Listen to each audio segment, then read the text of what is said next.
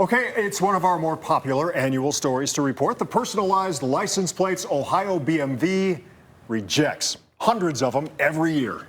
But one driver in Lakewood saw that rejected list and couldn't understand why a specific plate was denied. So he fought it. Here's News 5's Clay Lepard with that story. First, let's get it out of the way and let William Sackeye say it in his own words.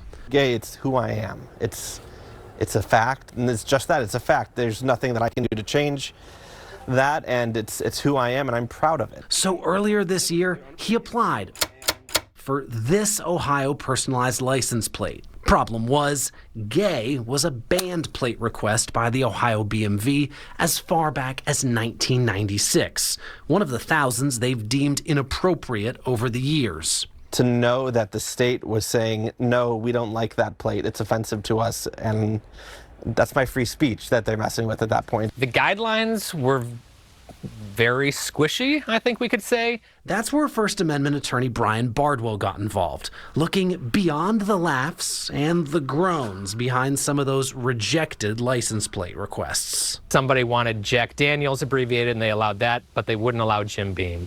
Somebody wanted Zinfandel, and that's fine, but you couldn't have Cabernet. How on earth do you fit Zinfandel on a license plate? You take out the vowels. That's the first rule of vanity plates, is you strike out all the vowels and you cram in as many consonants as you can. Why are we discriminating between the whites and the reds? This is America. All colors are allowed, whether it's people or wines. Following a lawsuit earlier this year, the Ohio BMV agreed to grant Sackeye's plate request, along with another request for this plate for someone else, adding that the BMV has agreed to review its database and provide a pathway for people who feel their plate request was improperly rejected. We did reach out to the Ohio BMV for this story. Problem is, they're dealing with another lawsuit involving the same attorney over this license plate request that's making its way through the Sixth Circuit Court of Appeals. Bit of a debate over whether or not this is a meaningless flow of letters and numbers, or if it's derogatory language directed at former President Joe Biden.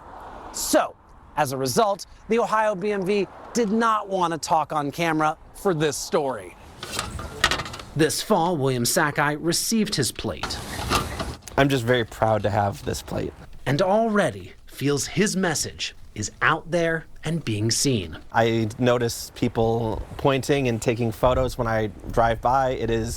It puts a smile on my face. I like it. It's meant to give people an opportunity to say who they are, what they care about, what drives them, what animates them. These are the reasons that we have free speech in America. On the road, I'll always remember this plate. Clay Lepard, News 5.